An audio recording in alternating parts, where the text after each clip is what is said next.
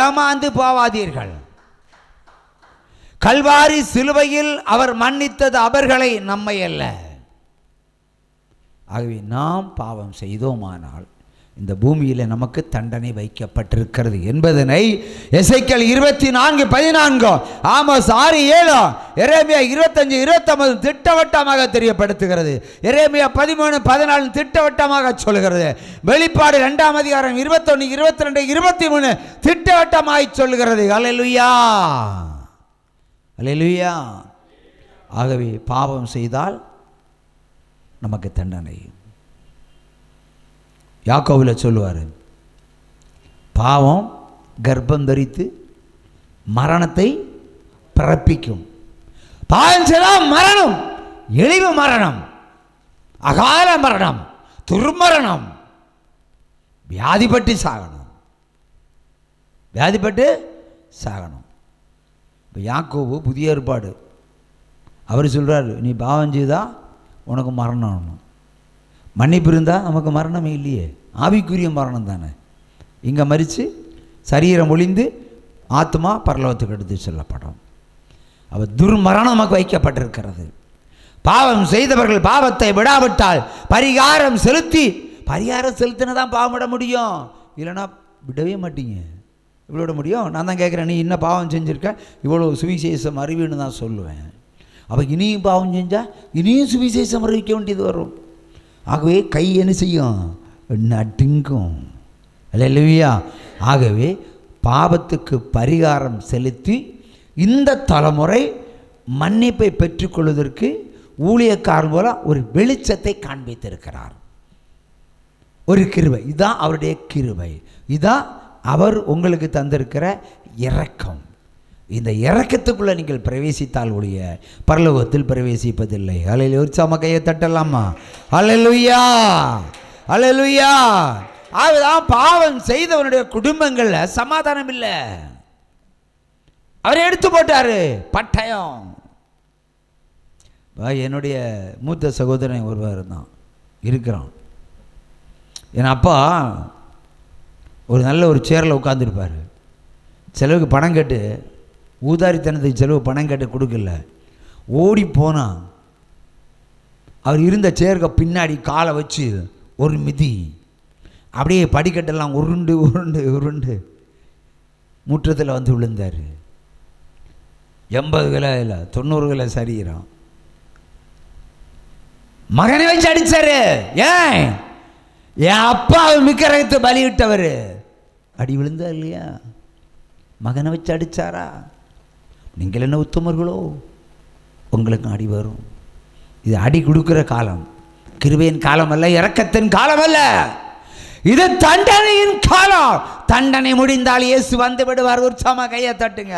தண்டனை கிடைச்சாதான் இங்கே பரிசுத்தமாக முடியும். This is the last chapter. தண்டனைக்கு பிறகு என்ன வரும்? மனம் திருந்தல் வரும். தண்டனை இல்லைன்னா மனம் திருந்த மாட்டோம். பிரதர், மனம் திருந்துவீங்களா? நீங்கள் திருந்தவே மாட்டோம். நாளை ஜாலியாக இருப்போம் இல்லையா? வெரி ஹாப்பியாக இருப்போம். இப்போ என்ன பயம், என்ன பஞ்சம், தரித்திரம், துக்கம், சமாதானம் இல்லை. ஆண்டவர் சொன்ன எல்லா காரியங்களும் இந்த கிறிஸ்தவ குடும்பங்களுக்கு தான் இருக்கு. இருக்கா இல்லையா? இருக்கு. ஏன் இருக்கு? ஏன் அனுமதிச்சாரு? நீங்கள் பரிசுத்தவான்களாக இருந்தால் ஏன் அனுமதிக்கிறாரு? ஏன் அனுமதிக்கிறாரு? நீங்கள் பாவ நிவாரண பலி செலுத்தாதனாலே நீங்கள் பாவி லிஸ்ட்டில் இன்னைக்கு இருந்துட்டு இருக்கீங்க. பாவிகளுடைய லிஸ்டை பரலோகத்தில் கிறுக்கி போடுவேன். அவர் கிறுக்குனது தான். கிறுக்குனா தெரியுமா? கிழிச்சு போடுங்க, இல்லை கிறுக்கி போடு உங்கள் பேரை. இந்த பிள்ளைங்க 1ஆம் கிளாஸ் பார்க்குற பிள்ளைங்க ஒரு பாட புஸ்தகத்தில் ஏதாவது ஒன்று எழுதும், பெண் வச்சு எழுதும். அது தப்பாக வந்துச்சுன்னா என்ன அர்த்தம்? அது ஒரு வெட்டு வெட்ட மாட்டாங்க, இப்படி கிறுக்கு ஒரு கோடு மேலே 10 கோடை போட்டுருவாங்க. அந்த எழுத்தும் போட அந்த பேப்பரும் கிழியணும். அதே மாதிரி உங்கள் வாழ்க்கையை கிழிச்சு போட்டுருவார். பேர் மட்டுமல்ல, லைஃபும் கூட சேர்த்து கிழிச்சிருவார். உற்சாகமா கையை தட்டுங்க. அல்லேலூயா. இந்த தெய்வம் நம்ம தெய்வம், நல்ல தெய்வம். மரண பரியந்த நடத்திடுவார். இந்த தெய்வம் நம்ம தெய்வம்.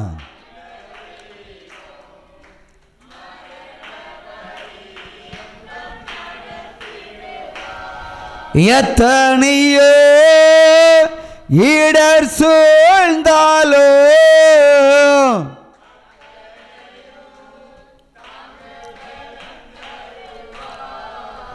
அந்தி சந்தி மதியான வேளையிலும் நான் முந்தி வந்து கர்த்தரை ஸ்தோத்தரிப்பேன். ஹல்லேலூயா ஹல்லேலூயா ஹல்லேலூயா.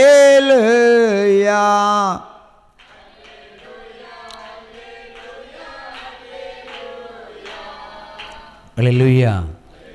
அடுத்தபடியாக சிலுவையில் அவர் பேசின ஒரு வார்த்தை ஹல்லேலூயா. மத்தேயு 27:46 வாசிக்க கேட்போம்.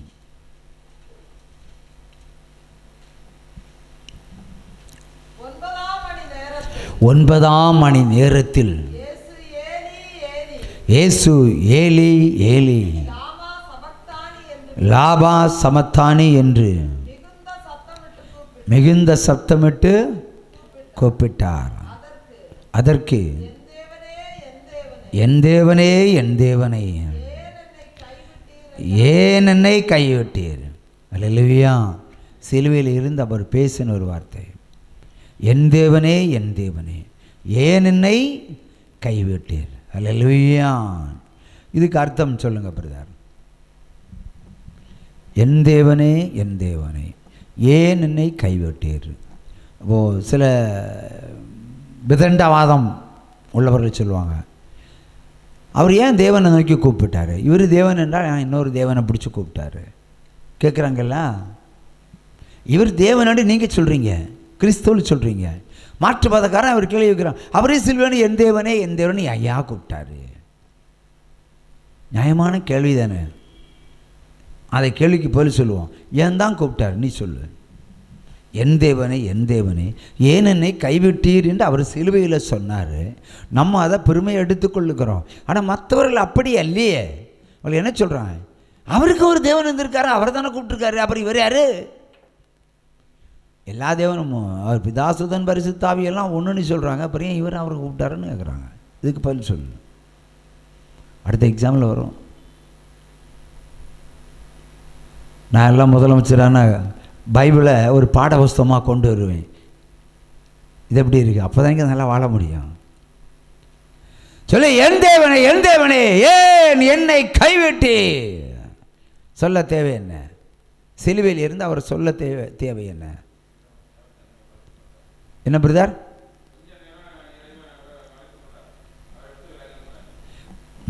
மொத்தத்தில் விட்டு விலகிட்டார்.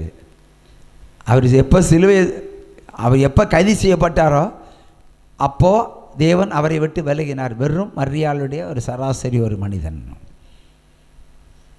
இல்லைன்னா பிடிக்க முடியாது. இதுக்கு முன்னாடி பிடிக்க வந்தாங்களே, எத்தனையோ முறை பிடிக்க வந்தாங்க. எல்லா 12 சீடர்களும் ஒன்று மாதிரி நிற்பாங்க. அந்த கூட்டத்தில் இவரும் இருப்பார். யார் இயேசுன்னு தெரியாது, ஒரே ரூபத்தில் இருப்பாங்க.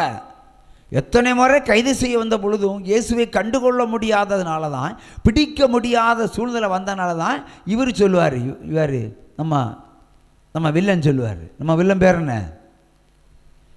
பேர் என்ன சிஸ்டர்? யூதாஸ் என்ற வில்லன் சொல்லுவார், நான் மொத்தமட்டு காட்டுகிறேன். அவரும் எல்லாம் மறுரூபாய் நிற்பார், நாங்கள் எல்லாம் மறுரூபாய் நிற்போம். ஆனால் என்ன பக்கத்தில் தான் நிற்பார். நான் கட்டி பிடிச்சி யாரை முத்தம்ன்றோன்னா அவரை பிடிச்சிருங்க, அவர் தான் இயேசுன்னு சொல்லிட்டார். அப்போ புரியுதா பிரதர்? அப்போ இதுக்கு முன்ன முத்தம் தேவையில்லை. இன்றைக்கி முத்தம் கொடுத்தா தான் காட்டி கொடுக்க முடியும், இவர் தான் உண்மையான இயேசு என்று. அதுதான் 30 வெள்ளிக்காசு. பணாசை சகலத்துக்கும் வேறாக இருக்கிறது. அவைதான் பிடிக்க வரும்போது அன்னைக்கும் ஒன்று மாதிரி இருந்தாங்க. உடனே முத்தமிட்டு காட்டி கொடுத்தாச்சு. உடனே பிடிச்சிட்டாங்க, லபக்கன் பிடிச்சிட்டாங்க. உடனே நம்ம ஹீரோ யார்? யூதாஸ் இல்லை, இங்கே ஹீரோ, அது வில்லன் பேதுரு. நினைச்சாரு டபக்குன்னு அவர் தானே வாழை தூக்குனாரு. செவியை வெட்டிட்டாரு. உடனே ஒரு தத்துவம், நம்ம தேவன் தத்துவம் மழை பெய்கிறவர். உடனே சொல்லுவார், பட்டயத்தை எடுக்கிறவன் பட்டயத்தால் சாவான், பட்டயத்தை உரையில் போடியா. தேவன் என்னை ஒப்பு கொடுத்தால் ஒழிய இந்த அரெஸ்ட்டு நடக்காது என்று சொல்லி ஒட்ட கிழிஞ்சு போன காதை அப்படியே வச்சு ஒட்ட வச்சுட்டாரு. மெடிசன் போட்டாரா? தையல் போட்டாங்களா? இன்னும் உங்கள் உடம்புல எத்தனை தையல்? எத்தனை பேருக்கு எத்தனை தையல்? அழகாக கொடுத்தார் விடுதலை. அங்கேயே பார்க்கண்டாமா, இவர் தான் ஐயா தேவன் என்று. அல்லேலூயா. இவர் தான் மருத்துவர் என்று தெரிய வேண்டாமா? அப்படிப்பட்ட தேவனை சிலுவையில் அறைந்த பிறகு அவர் ஏன் என்னை கைவிட்டீர் என்று சொல்ல வேண்டிய அவசியம் என்ன? ஒரு கேள்விக்கு பதில் ஏன்? மறுபடியும் 4 மணி நேரம் திரும்ப திரும்ப தான் பேசியாச்சு. கேள்வி அங்கே தான் வரும். அது சொல்லு. ஏன் என்னை கைவிட்டீர் என்று உரக்கச் சொன்னார். அதனுடைய அவசியம் என்ன? தேவனே தேவனே, பிதாவே பிதாவே, ஏன் என்னை கைவிட்டீர்? ஆமென். அல்லேலூயா, அல்லேலூயா, அல்லேலூயா. அவர் அப்படி சொல்லலைன்னா, அவர் அப்படி செய்யலைன்னா இவருக்கு சாவே வராதியா? பிதா கைவிடலைன்னா இவர் சிறுவையில் 6 மணி நேரம் இல்லை 6வது மணி நேரம் அப்படி நின்றுட்டு இருப்பார். ஆனால் 6 வருஷம் நின்று இருப்பார். இந்த 2000 தலைமுறை தாண்டிச்சுல, இப்பொழுது நின்றுட்டே இருப்பார். கைவிட்டாதான் அவருக்கு சாவை வரும். கைவிட்டதை நீ கைவிட்டுட்டீரே. அப்போ என்ன தெரியும்? என்ன உயிர் நிற்போம் போகும் என்று யாருக்கு தெரியும்? அவருக்கு தெரியும். ஏன்னா பிதா கைவிட்டார். பிதா சிலுவை மரணத்திற்கு கைவிட்டதினால அவர் சொன்னார், பிதாவே ஏன் என்னை கைவிட்டீர்? இந்த கேள்வி கேட்க வேண்டிய இன்னொரு அர்த்தம், ஏன் என்னை கைவிட்டீர்? இந்த கேள்வி பாரு, ஏன் என்ற வார்த்தை. கைவிட்டாதான் அவருக்கு மரணம் சம்பவிக்கும். மரணம் சம்பவித்தாதான் கல்லறையில் 3 நாள் தூங்க முடியும். கல்லறையில் 3 நாள் தூங்கினாதான் 3வது நாள் எழும்பி பிரகாசிக்க முடியும். உயிர்த்தெழுதல் நடக்கும். இல்லைன்னா உயிர்த்தெழுதல் கிடையாது அவருக்கு. ஆவிதா பிதா கைவிட்டார், கைவிட்டதை சொன்னார். புரியுதா? இங்கே அவர் பாத்திரம், மரியாளின் மகனாக நின்றுதான் இந்த சிலுவை மரணத்தை சந்தித்தார். நம்மை போல் ஒரு மனிதனாக நின்றார். ஆகவே நம்மை போல் ஒரு மனிதனாக இருந்தபடினால என் தேவனே, என் தேவனே, ஏன் என்னை கைவிட்டீர் என்று சொன்னார். இதான் சத்தியம். அங்கே சராசரி ஒரு மனிதன். நம்ம தேவன் நம்மளை கைவிட்டான்னு சொல்லுவோம். ஏன் தேவனே என்னை கைவிட்டேன்னு கேட்போம். ஆகவே இங்கே இப்படித்தான் ஒரு சராசரி மனிதனாக அந்த வலிகளெல்லாம் அனுபவித்து இரத்தமெல்லாம் சிந்தி அவர் நொறுங்குண்டு எனது துவைத்த வஸ்திரம் போல் அவர் மாறினார். எவ்வளோ வலிக்கும் நமக்கு? முள்ளுபட்டா எவ்வளோ வலிக்கும்? அவருக்கு 24 முள்கள். அது மண்டையோடல, சரீரத்தில் எத்தனை கசையடிகள். ஒரு முறை எனக்கு தரிசனமாய் காண்பித்தார். நான் ஊழியத்துக்கு வந்த காரணமே தான். ஊழியத்துக்கு வந்த பருவம் அவர் கையால் ஞானஸ்தானத்தை பெற்று அவருக்கு பணியை செய்தாலும் மரித்தவன் பிழைத்தபோது கூட ஊழியம் செய்யாமல் ஓடி ஓடி ஒழிச்சவனா. அப்படி இருக்கும்போது ஒரு நாள் தரிசனமாகறாரு. நீங்கள் பார்க்குற தரிசனம் இல்லை. நீங்கள் எல்லாம் இந்த நிழல்படி எல்லாம் பார்ப்பீங்க, நான் அவரையே பார்ப்பேன். நம்பினா நம்புங்க, அதான் உண்மை. வந்து நிற்கிறாரு, என் சரீரத்தை பார், கசையடி இல்லாத இடம் இருக்கிறதோ சொன்னார். நானும் பார்க்கிறேன், இல்லையே ஆண்டவரே, ரத்தம் படாத இடம் என் சரீரத்தில் ஒரு இடம் இருக்கு என்று சொன்னார். சுட்டி காட்டு. இல்லை ஆண்டவரே, என் சிரசில் இருக்கிற 24 முள்ளை பார், என் கரங்களை பார், என் கால்களை பார். கால்களை பார். எல்லாம் பார்த்தேன். என்ன செய்யணும் ஆண்டவரே? அப்புறம் தான் கேள்வி வருது, போய் சுவிசேஷம் அறிவி, என்னுடைய வார்த்தைகளை பிரசங்கம் பண்ணு, நான் இதோ நான் இருக்கும் தேசன் வருவேன் என்று சொன்னார். கையை தட்டுங்க. அன்று முதல் நான் ஒரு பாத்திரம். அன்று முதல் தேவனுடைய வார்த்தைகள் உங்களுக்கு. அன்று முதல் தேசத்தில் அழிவு பெருக ஆரம்பித்து விட்டது. அல்லேலூயா. அவை தேவனுடைய வார்த்தைகளை அறிவிக்க நான் ஒரு பாத்திரம். அவைதான் உலகத்தில் யாரும் பிரசங்கம் பண்ணப்படாத சத்தியத்தை ஆண்டவர் எனக்குள்ளே இருந்து பிரசங்கம் பண்ணுற. வேணும்னா திருந்துங்க, இல்லைன்னா எப்படியும் போங்க. இது நான் உலக பிரகாரம் சொல்கிற காரியம்.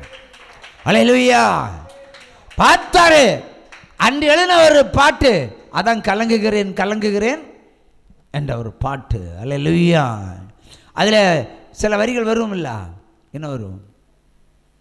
அவருடைய முகத்தை துப்பி, அழகான முகத்தை துப்பி வெள்ளை முகமாக மாற்றினார்கள்.